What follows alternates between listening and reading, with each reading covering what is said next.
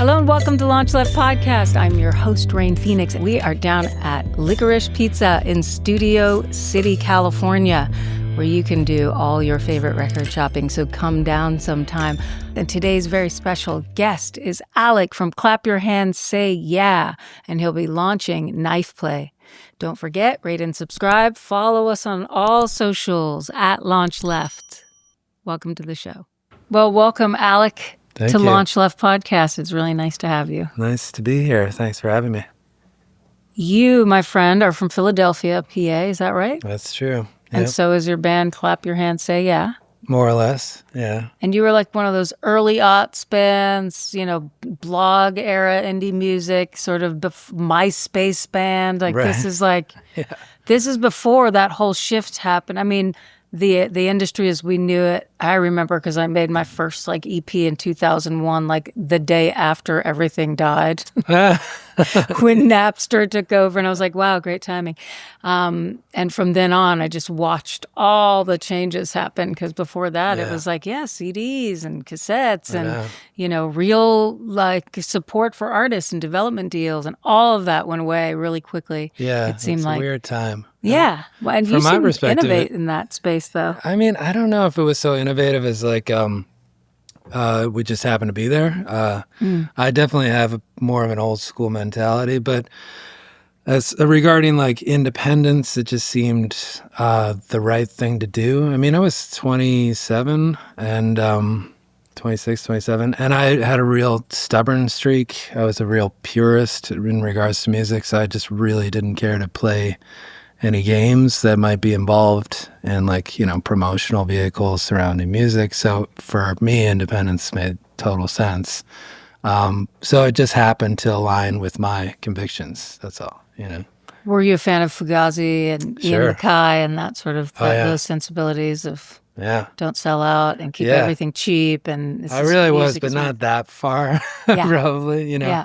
I remember when those guys came through Philadelphia, and keeping the ticket prices to a certain point was just pretty fascinating to me. I was on their side, but I was not as far to Right. that side. Yeah. Yeah.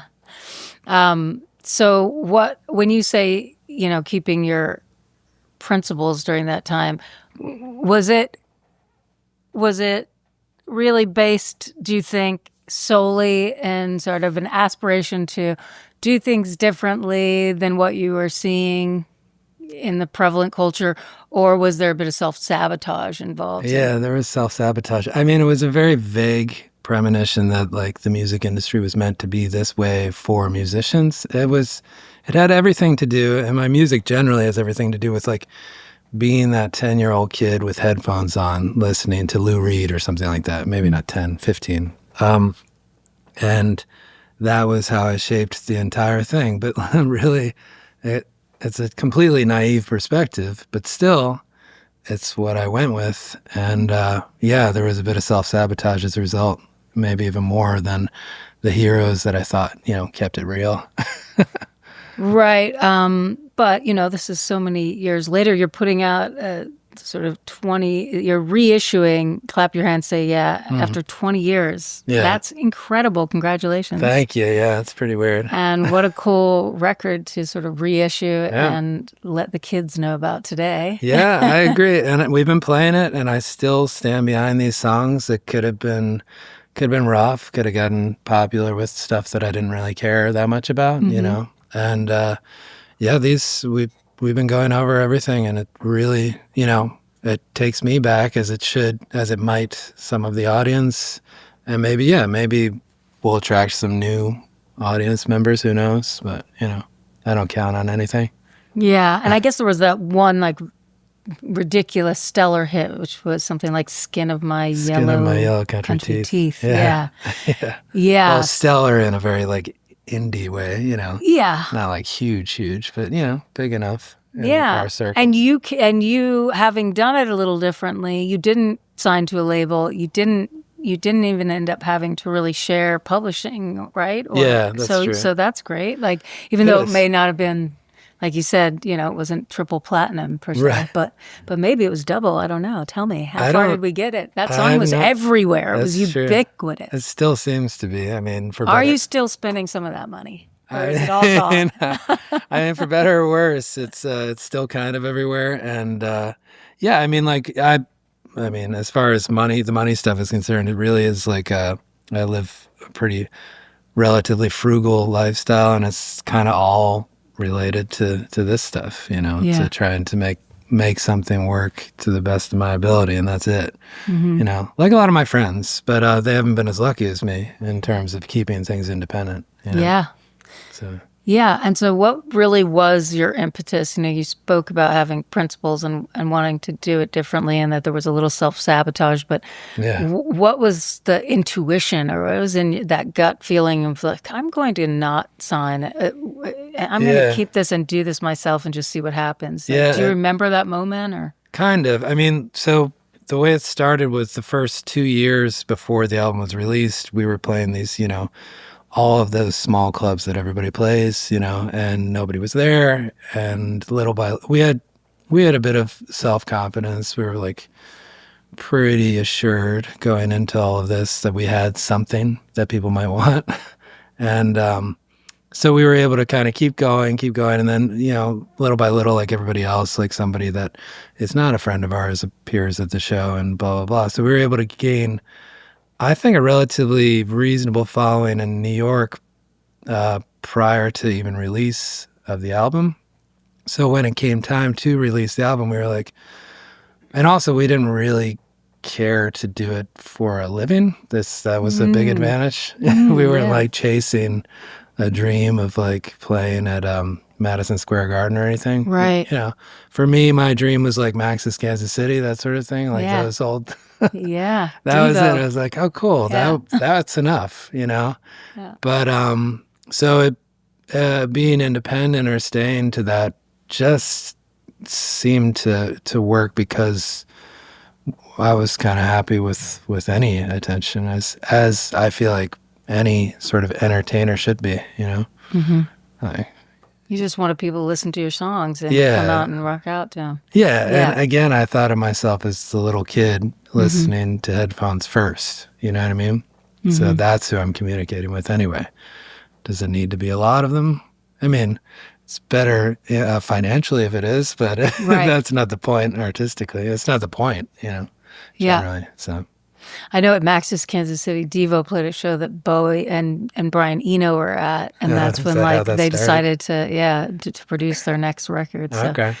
Big things can happen at Max's Kansas City, apparently. Are we not mad? All our heroes seem to have these like crazy stories of, accidental, blessed trajectory, superpower rocket ship takeoff stuff. And I think, at a certain point, a lot did truly change in the industry to make that almost nearly impossible comparatively. Right. Like it seems to take a hell of a lot more work to get to the place where like you can just get your head above water or even have 500 devoted fans that make a label come out and watch you. Otherwise, they just won't come see your band. You know what I mean? Yeah, and so all of that has changed the solidarity like between behind the scenes and in front. I think it's just gotten smaller maybe because it's still there. My friends who are in big bands and all their representatives and label, they're all, it's a tightly oiled machine together. They're helping each other make this person seen, basically, and heard, and all of that. So I find that really encouraging. It's still there, but it seems to be diminished. Did you feel like in the early aughts, looking around at the landscape, that because of that, there was kind of all bets are off, and that contributed to the way that you went about it, or the way that you saw other people's rise or not rise because of that? I mean, it was like, I think we were fairly detached from all of that. I mean, I definitely felt like it's not that I didn't feel like I had friends who were musicians who were getting recognition, but I didn't feel like there was any sense of like, I'm looking at them to see what I should do ever. And this is kind of my fault. I didn't really study. I didn't study success. I mean, my early interviews were related to the first album, and people said, "What does it feel like to be successful?" And I think it didn't even. I made a record that I was 60% happy with. I thought, I thought it was a good album, but I thought I could do better. So that's where my head was. So in other words, like I didn't think of it as much as everybody else, and so it's hard for me to get behind something 100% if I'm not like 100% with my own material. Have you ever been 100% with your own material? That's the thing. Yeah. That's where the naivete came in, because I was like, I think after like the third or fourth album, I was like, I think you can only get to a certain percentage. You can never get I think to any that real part. artist that I've ever spoken to is like kind of never happy. Right. Even like our heroes, the geniuses, probably Sure. had notes later that they were like, wish I'd turned that cowbell down Oh, or absolutely. something. Yeah, absolutely. So I don't know that that's that crazy that you were not necessarily happy. No, I wasn't. You know? But it informed the way I thought about Yeah. other things in Right. the industry, my innocence. Yeah, absolutely. I mean, and I think at the end of the day, one I heard a quote. A friend of mine once said something like, "The audience is the artist," which I think is really a powerful statement, because in some ways, like the audience spoke for you, like that it was more than 60%. Like it really resonated with a large amount of people, Sure.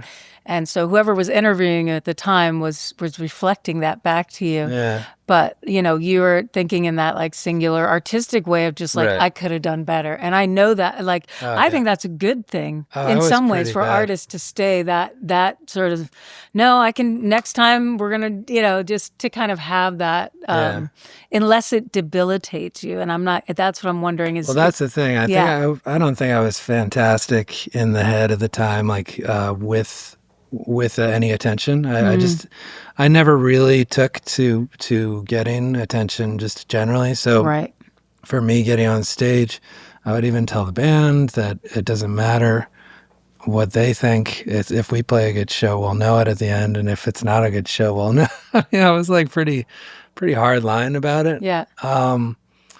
But now I've softened a little bit, and I came after so many shows where it's like, it's not the most difficult thing in the world to execute a lot of the material at this point. And it's not like you're like Pellini up there trying to do some Mozart, piano concerto or anything like this. It's like you're trying to communicate something that these people all truly believe in, And I think I started to recognize that when I saw more Flaming Lips shows, and I was just like, oh yeah, right. It's just like a kumbaya moment a little bit more than anything else, which is cool, Yeah. It's all these That people. energetic transfer. Yeah, yeah. Like you kind of can't play a show without the audience, and the audience can't enjoy a show without you. And Right. it's this symbiotic relationship Exactly. that's so important. And you only reach that perfect moment where everyone goes, I'm high from this, Yeah. once every probably 250 shows. Exactly. But that's what keeps artists going, is like, I did try that drug and it's so good Oh, when we absolutely. all connect, Yeah, people ask me So you chase it. Yeah, people ask me about this as a career, and I'm like, well, it's like a lot of other careers. It's like 95% difficulty, and it's boring and it's frustrating and all this other stuff. But there's like that 5%. I might have the percentages wrong, but there's like that 5% magic that you don't necessarily get in other careers, and it's you keep holding on and coming back for that. Yeah. And it really is, something when you're communicating directly to people. So Yeah, it's so powerful and meaningful. it Yeah, really it is. totally makes you you know chase that it. because Yeah. you're a musician. So yeah, It makes you chase it forever. yeah, absolutely. Yeah. And the longer you're in, if you had that feeling at 17 or 18, Yeah. the longer you're in, you're still like, I'm Yeah. gonna get it. I'm gonna It's get like that that fix thing. again. Yeah, exactly. So speaking of just, we were talking about music, and I find music video to be an artistic component of a good song and how it connects to an audience. And I think, MTV was still a little bit more of something in 2000, in the early aughts. Maybe. It wasn't like it was in the 90s and, Right. and 80s. That was I remember. legendary. I remember it well. Yeah. I'm old enough to know it all, and I loved it. MTV was like the one TV thing I watched. Yeah. But you never made any music videos. No, not early on. Wow. Yeah, that had a lot. Yeah, we definitely were asked to, and I don't know. I had, again, it was the sort of like stubborn naivete of being like, oh, I think again, and picturing the kid with the headphones, it was like they should be able to create the visuals in their head. But I was talking to my friend yesterday, who's a music video director, because we're going to do something 20 years after the fact. Great. And he's an amazing director. And we were talking about the nature of collaboration. And I was like, oh my God, that's it. It's like you're collaborating with somebody whose artistic vision you appreciate. Yeah. If somebody had explained it to me that way, I would have been like, oh yeah, right. Right. And everybody was like, yeah, like he's, doing his thing. You needed like your Shooting everything own down. personal spin doctor on Oh God, yeah. like to tell things to you in a way that you could have been like, oh, I see the value in that at the time. It was like information came in that was just like you repelled it because of the way it was presented, which I understand that. And I think a lot of artists struggle with that even now, but certainly with social media and TikTok, Absolutely. like just immediate repelling, that. And I get that, and I feel that way too. It seems so antithetical in a way to indie rock music or indie sensibilities to get on and like try to sell yourself. And everyone assumes that's what you have to do if you get on TikTok, and I'm not, the verdict's still out. I'm trying to remain open. Right. I haven't figured it out, but I'm trying to remain open as opposed to just repelled. Right. But I think that's a very normal response. If you'd had someone there who kind of could spin it for you in a way that was artistic, you would have probably said yes sooner, Absolutely, right? because there are a lot of videos and now and then that are interesting. There are a lot of collaborations that actually would have made a lot of sense. So that's kind of my fault. But you're right. I didn't have that source to tell me, oh yeah, there's value to this. I mean, and you can do it your way, right? Which might not be what everybody else does. That was part of the problem. I was looking at some stuff and I was like, why? Some of the videos, this cutesy stuff that people wanted us to be a part of, and I thought, some of the treatments were like making you gag a little bit. I mean, there's an element. It's probably the name, partly the name, and also the atmosphere in which indie rock was considered at that time. It was like a little fluffier than I was. And I think all the suggestions kind of like entertain that fluff, which was not my style. So. Yeah. But there are different ways to go, and I've seen it since. And for example, this guy who I mentioned to you earlier, Cameron Winter, has a new solo album, and he does a music video, which is great. And what's incredible about it is he's singing the song live, like a song from the album. He's not lip syncing his song; he's doing it live, and it's just a camera on his face, and it just goes back. He's just in front of, I think that's like the Brooklyn Band Shell or something, and it just goes back, and then it just stays back. That's the entire video, and I was like, that. I mean, my favorite video at that time was David Bowie's Heroes, where he's just kind of like standing there on stage. I liked that. Simple. Like kind of nothing happening. Yeah. No, I like that too.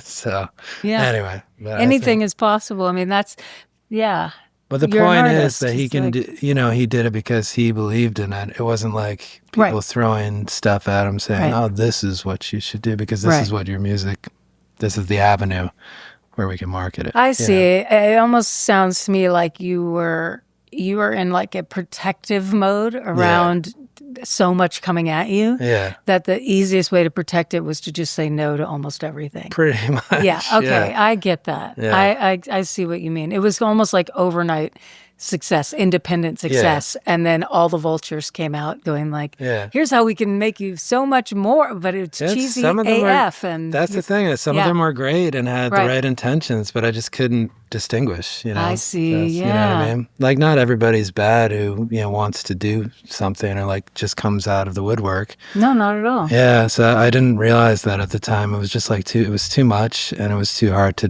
discriminate who was selling something worth buying. Yeah. Yeah. Wow, that totally makes sense.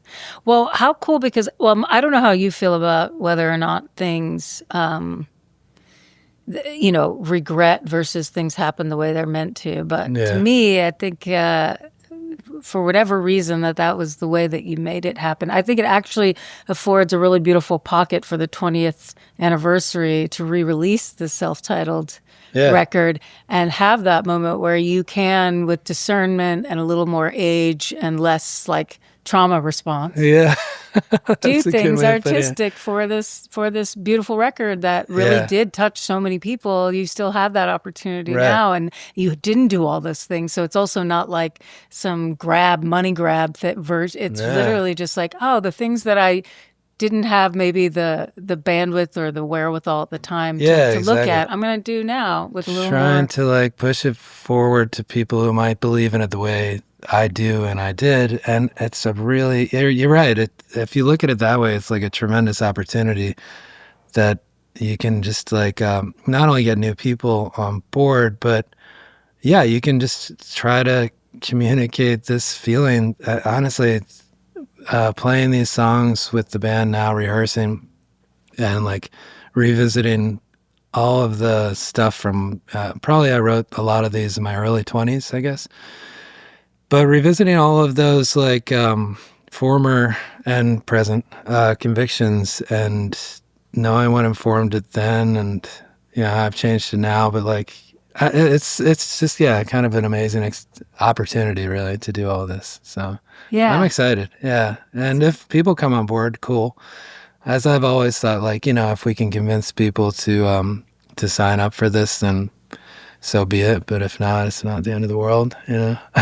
That's a great place to be. I mean, that's that kind of desperate for external validation is really debilitating and harmful to an artist's like creative force. I think so too. So that's wonderful that you don't have that.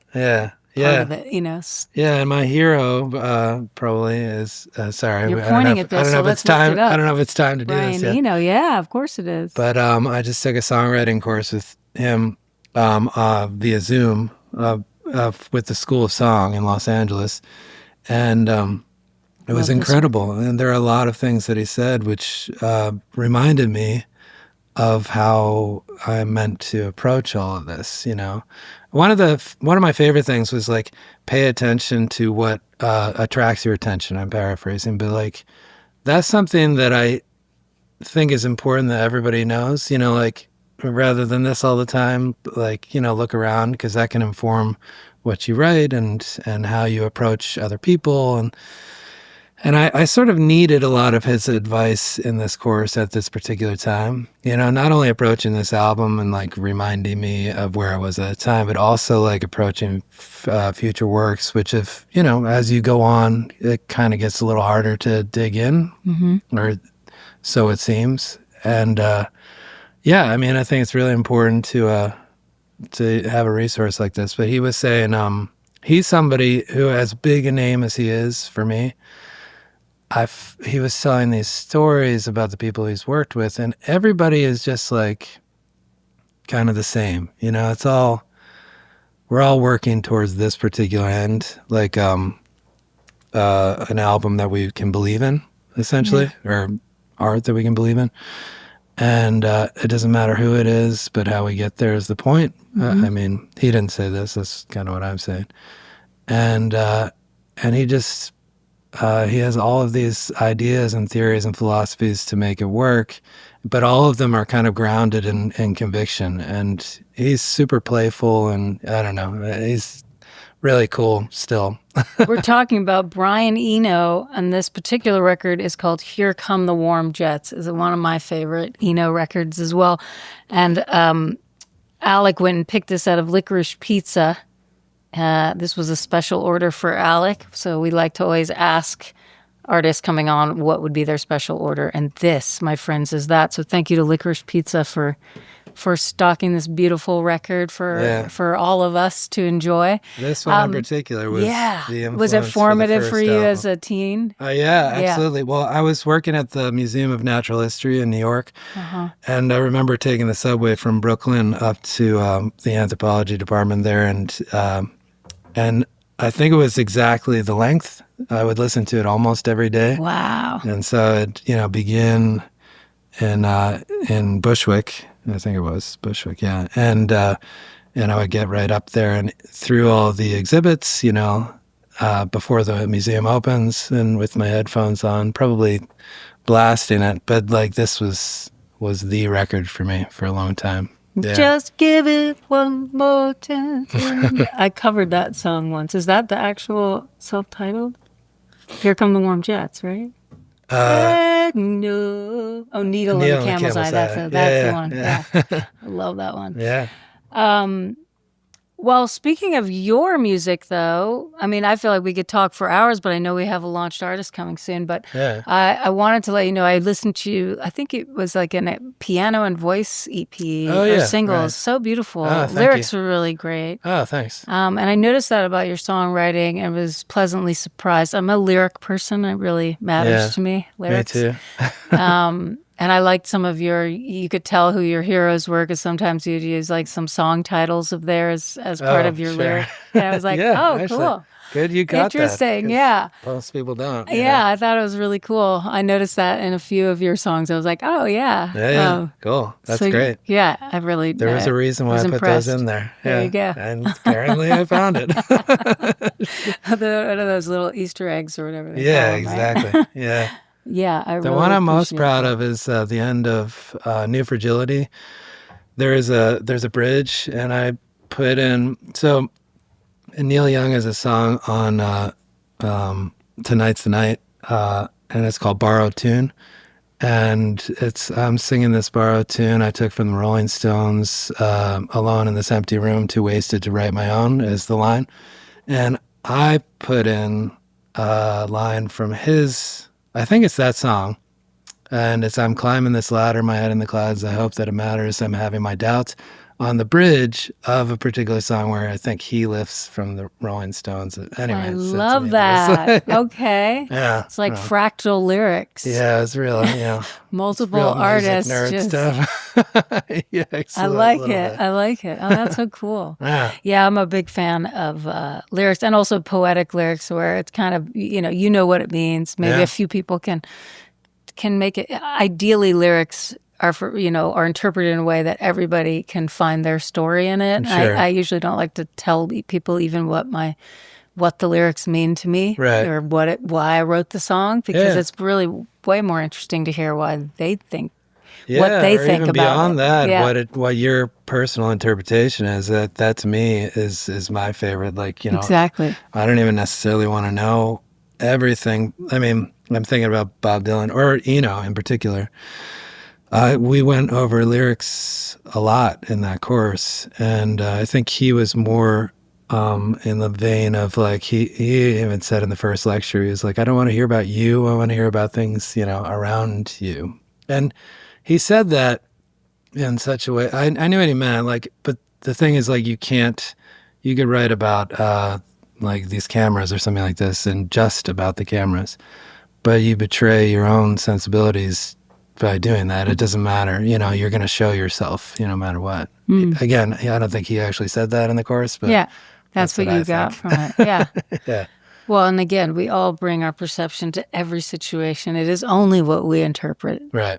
Yeah. That's happening. Yeah. Exactly. So, but if it's meaningful, if it's digestible, if it's transformative, if it makes you have wonder in your life, if it makes you wonder and have wonder and care and concern for others, then I can't see any of that being a bad thing. Yeah, If it turns you into an asshole, well, don't call me. No I don't want to hang out.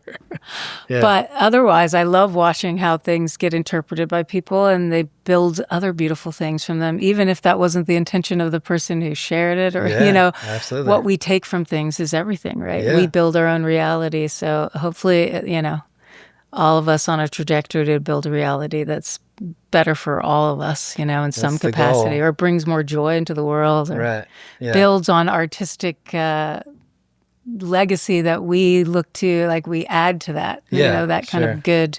It sort of comes down to, I think it was Kurt Vonnegut talking to his son about, he's a doctor, and he was asking his son innocently what he thinks were the point of all of this is, and essentially, and the son said to help people get through this, whatever it is, and that's kind of, in a way, the idea for me. It's like whatever kind of like makes you go forward, and in your own journey, if other people can help you along the way, that's the key, and that's, to me, the artistic goal, which is why if you don't have conviction and you're doing it not for the right reasons, you're doing it for attention and things like that, I think you're kind of missing the point, personally. I mean, whatever, attention's fine for some people, but to me, that's not the point at all. Yeah, it doesn't help people get forward. Yeah, that's beautiful. Yeah.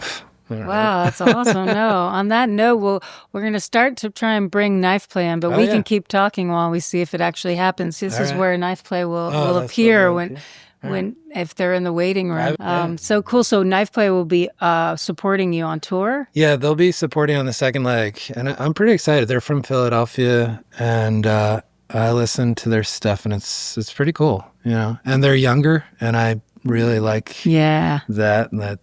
that it's like in good hands, this type of totally. It's like shining a light on the next generation. Yeah. It's I'm a real snob, so if I can find stuff that's like, good, that's gonna come up behind. There's a lot of good stuff. It just doesn't always get attention. No, exactly. Hello. Hey. What's up? We're gonna see. I don't know which way we're looking. Thank you for having me. Oh yeah, you're there. Do we look we this can way look or this that way, probably this way. Actually, probably there. Yeah, because Are we facing you? Yeah, of course. Hi, you must be from Knifeplay.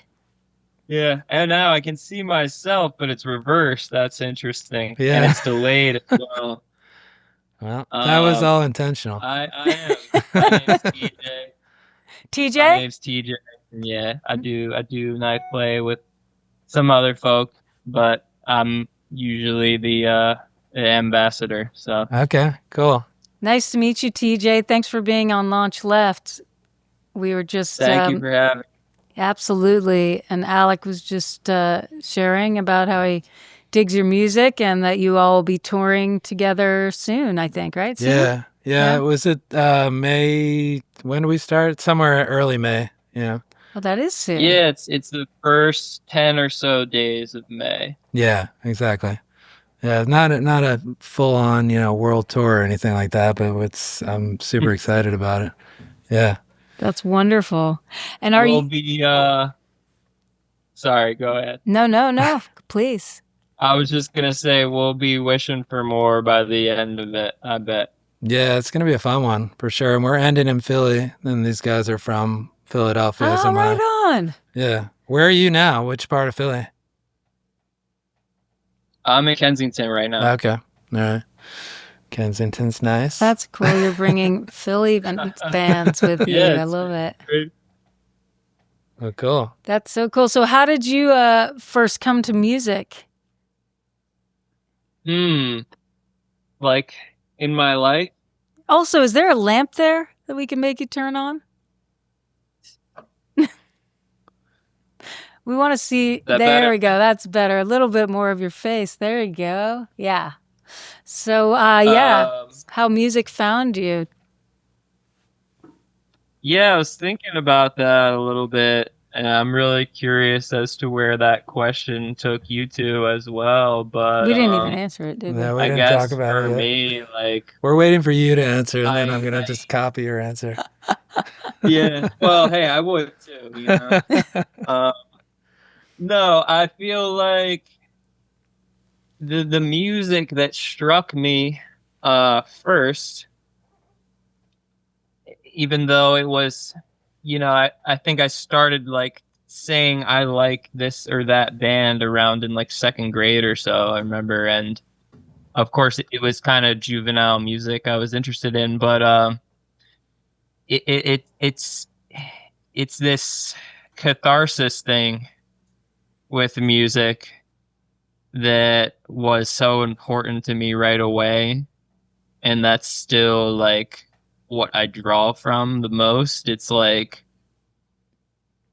just this therapeutic thing, this understanding between, what you're listening to and what you are, and then turning around and putting something back out into the world, and kind of striking that same nerve for someone else. I like all types of music with all different, purposes, but the stuff that kind of made me create is that, emotional stuff, the real stuff, that's kind of just on the darker side of things, I guess, Yeah.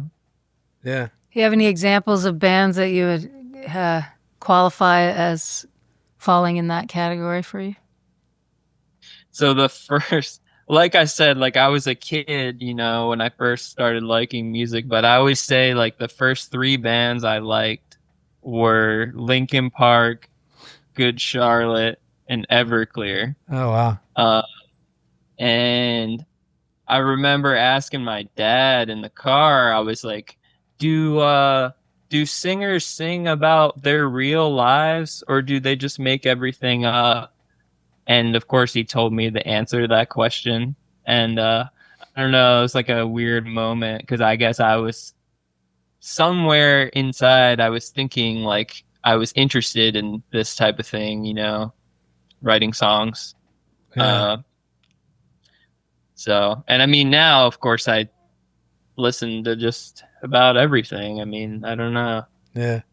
Did you know about Clap Your Hands, Say Yeah before they asked you to support the tour? So I definitely heard the name, but I did have to familiarize myself more. Yeah. I was 10 years old when that album came out. Wow. Yeah, I was only 15 And, when we did it. I know. You were I'm not going to 15, tell you you said? how No, young just I was. kidding. Just joking. Yeah, we're both No, really young and new to the Yeah, game. exactly. Sorry, we're having an ageist moment.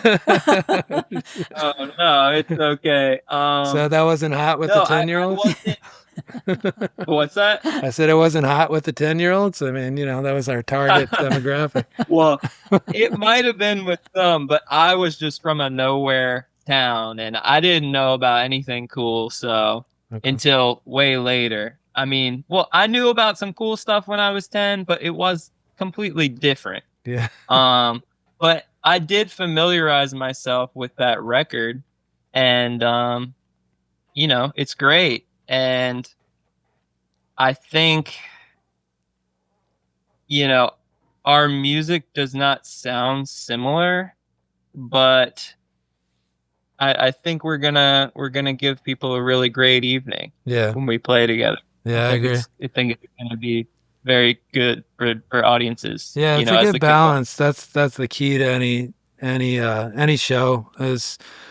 I've played enough where the opener really doesn't sound at all like us, and they've been some of the better shows that better tours that I've had. It's just balancing the night, and if both sides are open, then there it is. So yeah, I think it's really interesting. I put a lot of shows together, and I enjoy putting the weirdest eclectic combos, because it's like more interesting than just they're going to sound the same throughout the night. I do have examples of it not working as well, but you have to be somewhat judicious about it. We played a show with T.I. once. Do you know who that is? T.I.? Wait a second, like T.I. I didn't know who he was. Like the hip-hop artist? Yeah. That didn't work out very well. No offense to him or anything like this. It had nothing to do with him, but it was wasn't just a mismatch. Yeah. There are certain things. It happens. Yeah. You want to be thoughtful. I can tell you more, but I don't want to. Anyway. Yeah. So Knifeplay, you have, and I saw you had this new single out or 2-song drop, right? pretty recently, or Yeah. like in the end of last year, which I just saved or added in Apple Music, as you say, because I hear that's really good to do for artists. Add, save, play, all those things.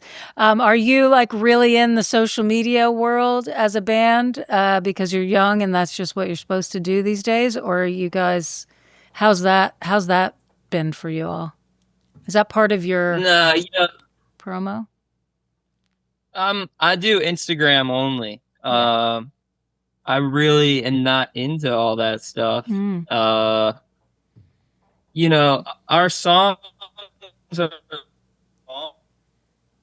and they don't. I feel like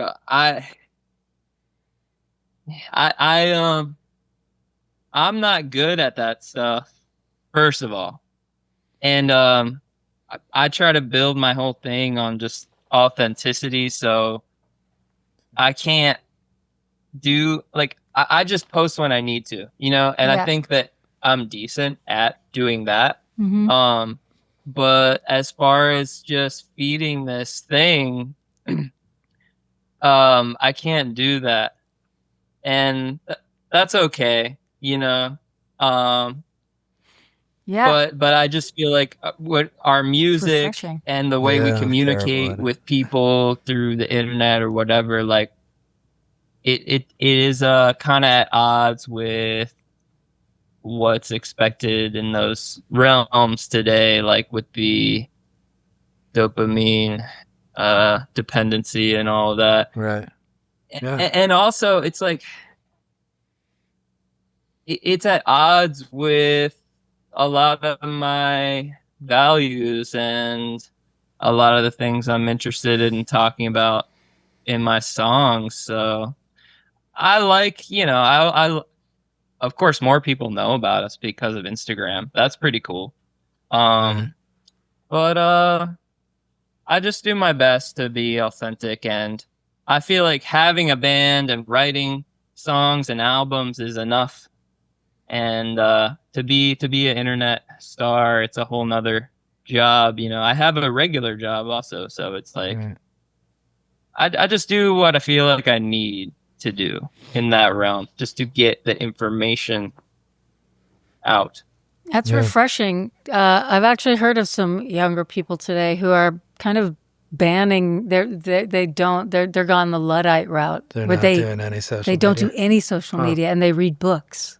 Okay. Like Dostoevsky, and they're like obsessed with going back and wanting to be more like revolutionaries for now in terms of social media, which is really refreshing. It's funny to hear that it's like a movement. It's like our childhood is like a movement. I know, right?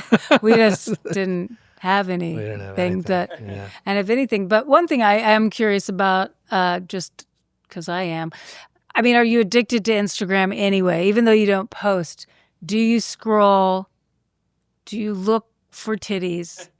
Do you are you like everyone else who's like, of course, on social media doing what they want to do, but they're like not, it's scary to put yourself out there, but are you daily opening it and doing that? Because that's my problem and my addiction, especially titties. I mean, I check it.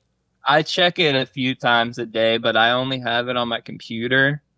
And, I've been there, I don't want to seem like I'm like above all this stuff, but fortunately right now, I feel like I feel pretty good about my relationship with that stuff. That's awesome. That's good. But it comes and goes, and like, I don't want to seem, I mean, I'm 29, so I did have like a life before social media on some level, I mean, it like I'm doing good with it right now, and I feel like it might be on its way out on some level because it just seems to stimulate me less, and it seems to be less and less exciting. But that's just kind of my sense of That's awesome though. It's a nice idea. I'm trying. Yeah. And you have to do it for work. You just end up being on it all the time, and it's just. I hate it. It's actually not a relationship of excitement, but it is having to be on it. So then I have a very complicated. We have somebody who helps with social media, and they're always asking for things, but I have no idea. I'm like, is this interesting to other people? I mean, like, I don't get it. Really? It's a guitar or whatever, you know? Right. It's like, how is that something that people want to see? And the way I tell it to other people, it's like, yeah, I don't know if you had this happen, but when I was a kid, it felt like a punishment. You'd have to go to your neighbor's house and they'd have like a slideshow of like the family vacation. And you're like, all right, you know, like here we are and, you know, in Venezuela or whatever. And you're just like, okay, cool. And now it's just like, this is what everybody does. And I'm like, ooh, wow, look at that. You're on vacation. Yeah. All right. Yeah. That's interesting now. Yeah. Just because it's on your phone. I don't know why.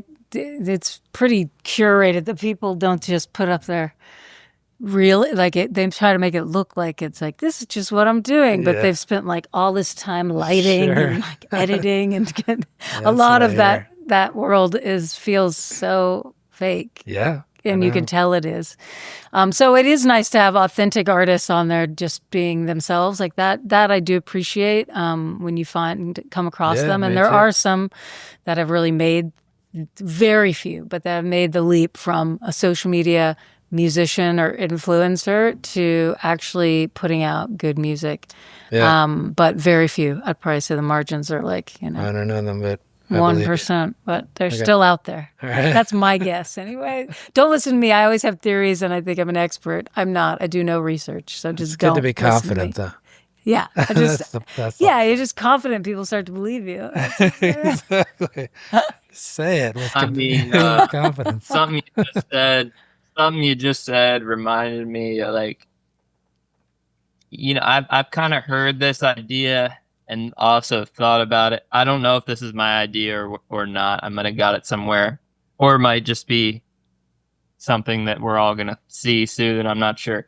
But when you said about social media stars making good music or not, and so forth, you know, we played with people who have massive followings on Instagram and streaming, and we open for them and the audience leaves after we play. This has happened a couple times. Oh, yeah. And so what I'm thinking is that, you know, we're going to see that the music industry has put so much money into these people that aren't actually going to give them the return that they need, you know? And I think there's going to be like a fallout from that coming soon. And then you might see a band like Knifeplay, you know, getting the funding that they're getting, you know, or maybe I don't know what's going on, you know. Yeah. But it's just an idea, you know. Yeah, that'd be great in a perfect world. We're cool with that. We like that. I mean, I love. Exactly. I was going to say, well, that made me feel bad though after I said we like that because I don't want anyone to lose out on anything. But I've heard that too, that there's a lot of people that they've sunk a lot of money into because they were big on TikTok and then they don't know how to play on a live stage in front of an audience. Huh. Like all they know how to do is kind of be in their bedroom and that's cool, but they totally panic on stage or aren't what they seem. Yeah. So there's always that chance, you know, that hopefully the idea is that real authentic music and songwriters and people who have a passion to make art are able to be heard. That's like always my aspiration and wish is I think find a way great for them to be heard, you know, and have more audience find them somehow. So I don't know. I think good authentic bands will find their audience and have to be okay with playing like maybe mid-size is the pinnacle, you know what I mean? Maybe and the idea is not to like blow it up, but you find your audience. You can use these as vehicles for communication, social media. But if what you're saying is true and authenticity is starting to creep in, that to me is the best part of it. You can have a viable career. Your goal is not to, you know, explode, but just to like keep it there, you know, keep it viable. Yeah. That to me is the best because there can be so many people who are successful at the same time, in my opinion. I think. Exactly. Well, and also anytime, what goes up must come down, and anything that like, kind of blows up also will go out of fashion. Yeah, like anything this, that becomes, you know what I mean? So it's nice Yeah. if you can sustain yourself just on writing and producing and having enough of a robust audience to do what you want and be able to not work a day job. That's like Right. the dream. Yeah, exactly. And if every artist that was really passionate and great at what they do could have that would make me so happy. Yeah, me too. Yeah. Yeah. It's so nice to speak with you, TJ. Thanks for being on the show. And also thanks a you, lot. Alec. It's been so much fun to Thank you. shoot the breeze, as they say. Yeah, absolutely. And I'm sure we'll just put all your information in the YouTube and on our podcast, so you don't have to rattle off where we can find you. We'll take care of that. But yeah, thanks you guys for being on the show. Yeah, thank you. Thanks for having us. Thank you. Yeah. Have a great rest of your day. Yeah, thanks for doing this, You TJ. too. Yeah. All right. See you soon. Yeah, see you soon, man. Bye. Bye-bye. Clap your hands, say, yeah, 20 years. Oof. Yeah, it's good. That's a great way to end Very it. good. Oof. And cut. LaunchLeft aims to create an intentional space that highlights and empowers all artists for whom radical creativity is not a choice, but a necessity. LaunchLeft begins with music, but its ultimate aim is to launch left-of-center artists in all creative fields.